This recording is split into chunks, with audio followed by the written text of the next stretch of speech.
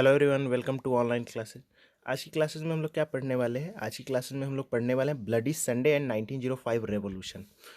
ये टॉपिक बहुत इंपॉर्टेंट हो जाता है और स्पेशली ब्लडी संडे वाला जो इवेंट है, क्योंकि इस पे डायरेक्ट क्वेश्चंस आ जाते हैं और ये इंसिडेंट भी बहुत इंपॉर्टेंट है। इसलिए आप इसे अच्छे से समझेंगे और इसको अच्छे से रिलेट करेंगे कि क्या हुआ है, क्या इंसिडेंट है, कैसे हुआ।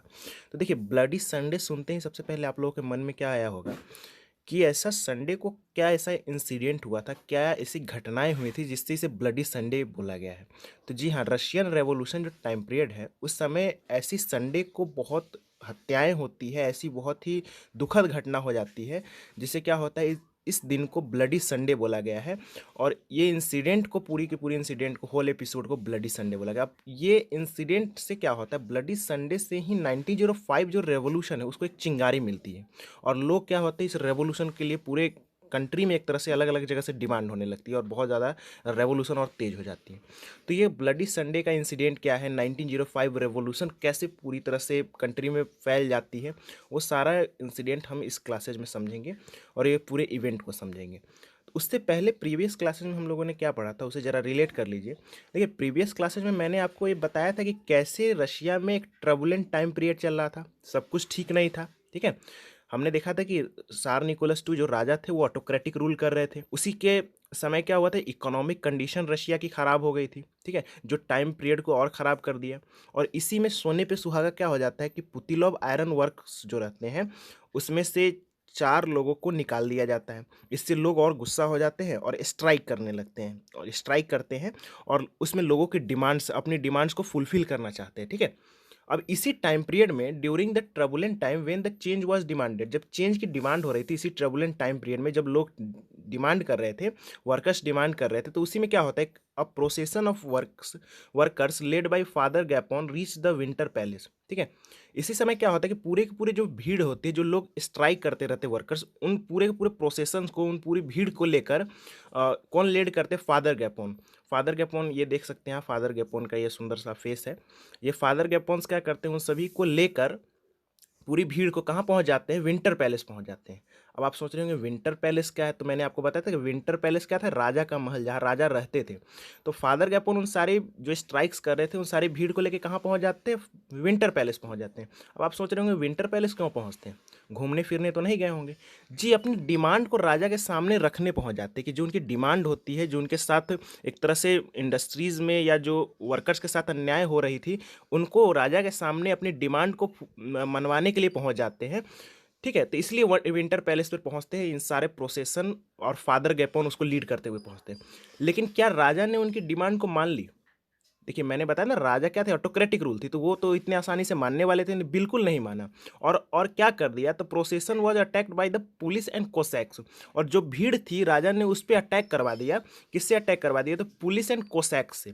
तो पुलिस और कोसैक्स क्या थे, तो कोसैक्स जो राजा के सीक्रेट पुलिस हुआ करते थे, ठीक है, जो पर्सनल पुलिस होते थे उसे कोसैक्स बोला गया है। तो उस भीड़ पे राजा ने क्या करते हैं, राजा की पुलिस और कोसैक्स से अटैक करवा देते हैं।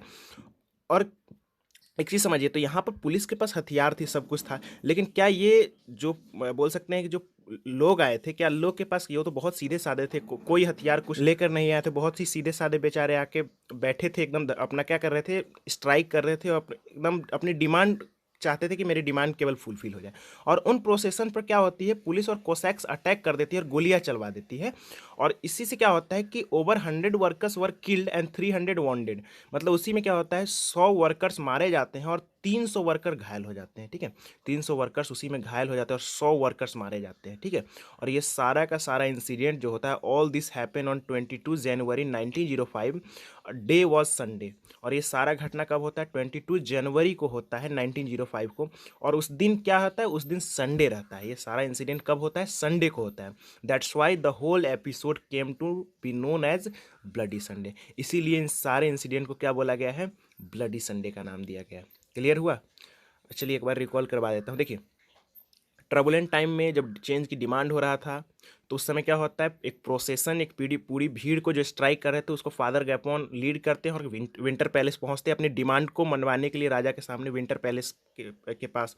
लेकिन क्या होता है, राजा उनकी डिमांड को नहीं मानते हैं और अपनी पुलिस और कोसैक्स की मदद से उन पर अटैक करवा देते हैं। और इसी अटैक के कारण 100 वर्कर्स क्या होते हैं, मारे जाते हैं और 300 वर्कर्स उसमें घायल हो जाते हैं। ठीक है, और ये सारा इंसिडेंट कब होता है, 22 जनवरी 1905 को। और जिस दिन होता है वो कौन सा दिन रहता है, वो दिन रहता है संडे। ठीक है, that's why this whole episode known to be Bloody Sunday. इसीलिए ये सारे एपिसोड को, ये सारी घटना को क्या बोला गया, ब्लडी संडे बोला गया। क्लियर हो गया कि ब्लडी संडे का इंसिडेंट क्या है, क्यों, कब हुआ था। ठीक है, चलिए अभी देखिए क्या होता है। ब्लडी संडे एक इम्पॉर्टेंट रोल प्ले करती है 1905 रेवोल्यूशन लाने में। क्यों? क्योंकि देखिए इससे क्या होता है, bloody Sunday started the series of event. अब ये देखिए ब्लडी संडे पूरी एक सीरीज इवेंट शुरू कर देती है, पूरी एक बोल सकते हैं कि जो चिंगारी दे देती है 1905 रेवोल्यूशन को। कैसे? तो आप लोग अगर इंडियन नेशनल मूवमेंट अच्छे से पढ़े होंगे तो क्या होता है, जालियांवाला बाग मैसकर होता है, जालियांवाला बाग हत्याकांड होती है। तो उसके बाद लोग पूरे कंट्रीज में क्या होता है, पूरे अलग अलग जगह से कंट्री में लोग काफ़ी ज़्यादा गुस्सा हो जाते हैं और गुस्सा होकर चेंज की डिमांड करने लगते, चाहते हैं कि यहाँ से क्या हो, अंग्रेज चले जाएं। ठीक है, तो ब्रिटिशर्स चले जाएं। तो उसी के कारण क्या होता है, नॉन कोऑपरेशन मूवमेंट आगे हो जाता है। तो यहाँ पर यही हो रहा है कि अब ब्लडी संडे जैसे ही इंसिडेंट होती है तो लोग अलग अलग जगह से काफ़ी ज़्यादा गुस्सा हो जाते हैं। और ब्लडी संडे के होने के बाद अलग अलग जगह पर इवेंट्स होता है, ये कल्चरल इवेंट्स नहीं है, मतलब कि स्ट्राइक्स होने लगती है पूरे कंट्री में, अलग अलग पार्ट्स में स्ट्राइक होने लगती है। और ये पूरे जो इंसिडेंट होता है, ये पूरी की पूरी जो इवेंट शुरू हो जाती है, इससे ही क्या बोला गया, एक तरह से the series of event is known as the 1905 revolution. जो अलग अलग कंट्री, पूरे कंट्रीज में स्ट्राइक्स होने लगते हैं, अलग अलग जगह पर डिमांड होने लगती है एक तरह से, पूरी तरह से चेंज की, वही क्या होता है, द 1905 रेवोल्यूशन। क्लियर हुआ आप लोगों को? अभी देखिए क्या होता है, व्हाट हैपन इन इट, इसमें क्या होता है। ठीक है, इस ये जो 1905 रेवोल्यूशन होती है, तो इस इवेंट में, ये ब्लडी संडे के बाद जो 1905 रेवोल्यूशन होती है, चेंज की डिमांड, तो इसमें होता है क्या, व्हाट हैपन इन इट। तो देखिए क्या होता है, पूरे कंट्री में स्ट्राइक होने लगती है, strikes all over the country. ठीक है, यूनिवर्सिटीज़ वर क्लोज डाउन, अलग जगह जगह। पहले क्या होता है, वर्कर्स केवल स्ट्राइक कर रहे थे, अब क्या हो रहा है, पूरे कंट्री में स्ट्राइक्स हो रही है, पूरे कंट्री में चेंज की डिमांड हो रही है। ठीक है, पूरे कंट्रीज में एक तरह से बोल सकते हैं कॉन्स्टिट्यूशन की डिमांड हो रही है, पूरे कंट्रीज में हो रही है कि जो हमारे साथ परेशानी चली आ रही है उसकी खत्म होनी चाहिए, अब वो खत्म होनी चाहिए। तो पूरे कंट्री में स्ट्राइक होने लगती है, यूनिवर्सिटीज़ क्या होना शुरू हो जाती है, क्लोज डाउन होने जाती है।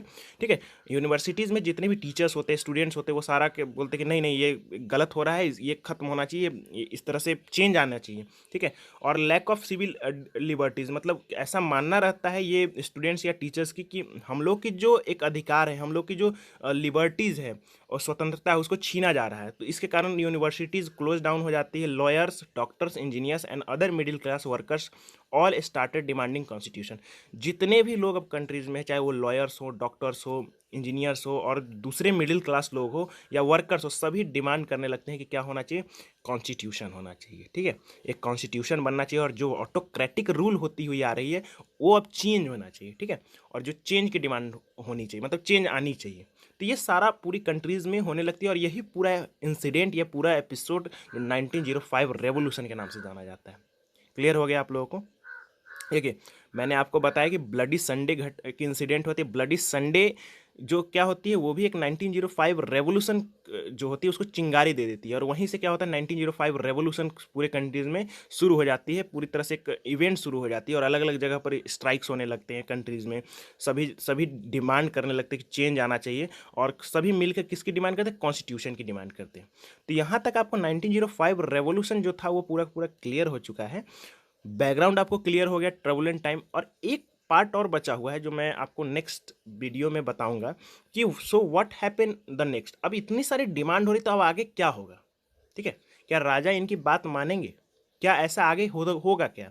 तो सो व्हाट हैपन नेक्स्ट, तो आगे क्या होता है वो जो एक तरह से बोलते हैं कि जो इसका आफ्टर माथ होता है या जो रिजल्ट होता है वो हम नेक्स्ट क्लासेज में समझ लेंगे और ये जो आपका 1905 रेवोल्यूशन वाला जो पूरा टॉपिक है वो खत्म हो जाएगा। देखिए पार्ट बाय पार्ट समझने में यही मतलब कि पार्ट बाय पार्ट जब आप करके समझते हो एक अलग अलग वीडियोज़ में, तो आपको यही आसानी होती है, आप अच्छे से समझ पाओगे। अगर आपको क्वेश्चन सीधे पूछे जाते हैं, ट्रबुलेंट टाइम से क्वेश्चन आ सकता है, कि या पूछा जा सकता है कि बैकग्राउंड ऑफ 1905 रेवोल्यूशन, तो वो आप बता सकते हैं कि 1905 रेवोल्यूशन का बैकग्राउंड क्या रहा है, ट्रबुलेंट टाइम, ठीक है, मैंने बताया।